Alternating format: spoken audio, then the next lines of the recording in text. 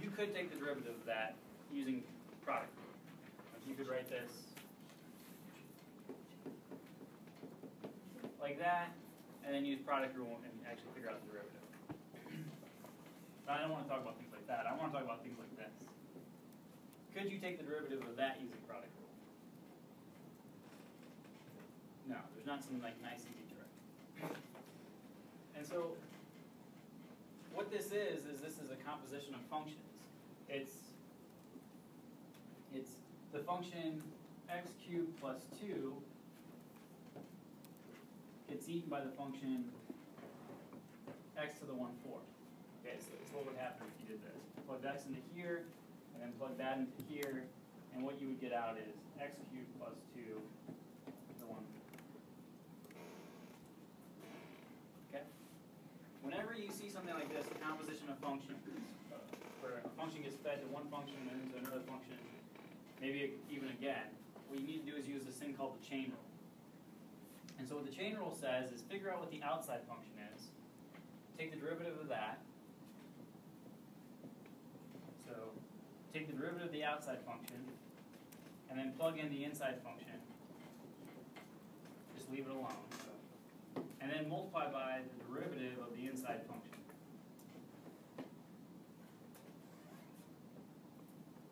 Okay?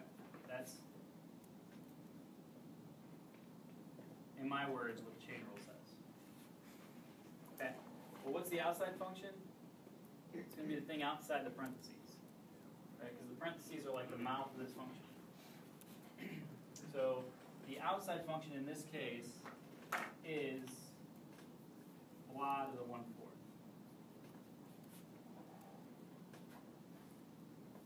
So you need to take the derivative of that, and then you need to plug in the inside function, and then you need to take the derivative of the inside function. And the inside function is what?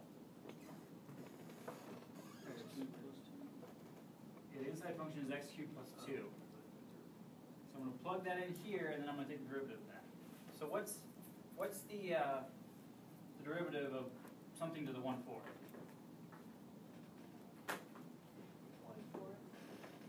1/4 something to the negative what? Negative 3/4. Because I take 1/4 and subtract 1, I get negative 3/4. And I'm going to plug inside function in there. And then I'm going to take the derivative of the inside function. What's the derivative of the inside function? 3x squared. Right. Okay, so that's my derivative. And then maybe you can FOIL that out and simplify it. Okay, should we do another example?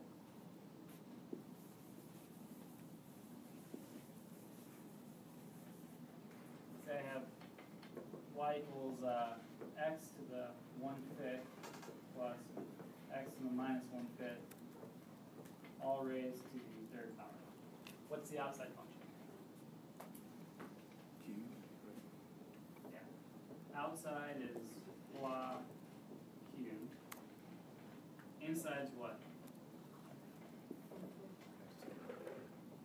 X to the 1/5 plus x to the minus 1/5. What's the derivative of the outside?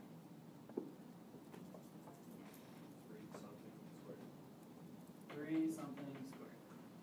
What's the derivative of the inside?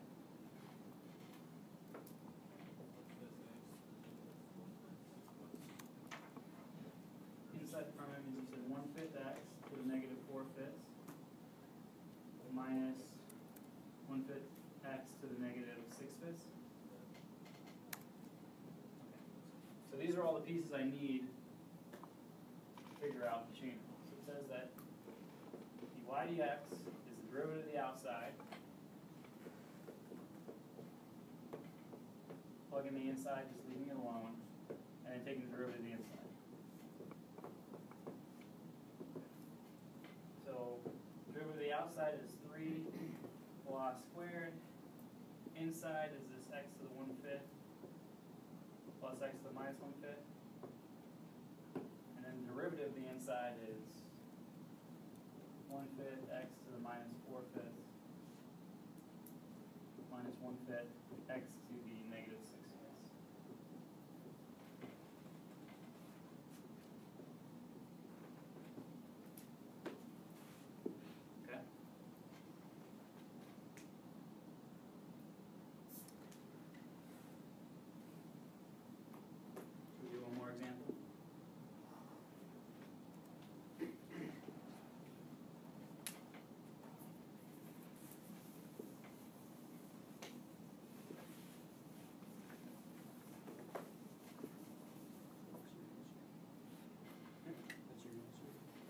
Yeah, I mean, you can try to simplify that down. It's going to be pretty hideous. For this section, I don't really care about the algebraic simplification. I just want you to understand the rule. Okay. Let's do a little simpler one. I'll let you guys do this on your own. So x to the 4th plus 6x raised to the 1/7 power. Find dy dx. You can pause the video. So you find dy dx.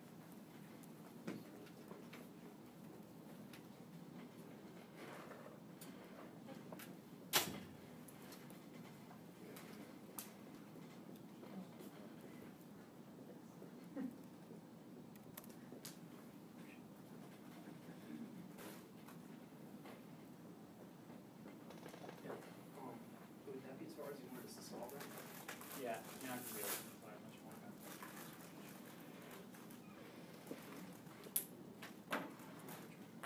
Okay. So what's the outside function? Something to 9.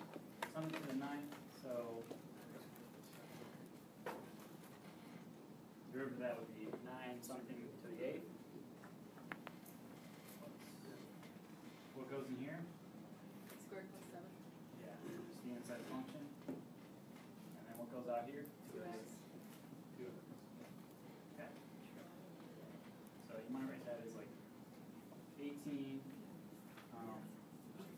x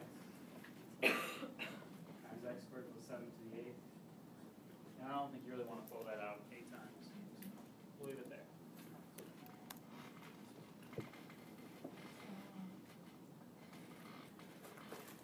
Okay.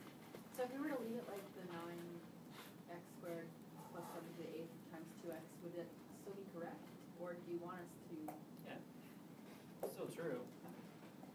I mean, I always thought like simplifying things down as far as possible is kind of arbitrary because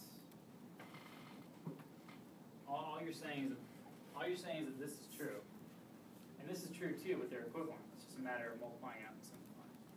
I think in algebra it makes sense to force you to simplify everything because you're trying to learn the rules of algebraic simplification. But now that you're taking calculus, it's okay to leave it right like this, because this is what the rule says, right? Take derivative of the outside function, plug in the inside function, and take derivative of the inside function. Okay. All right. Any other questions? Well, let's get to work. Groups of 2 or 3.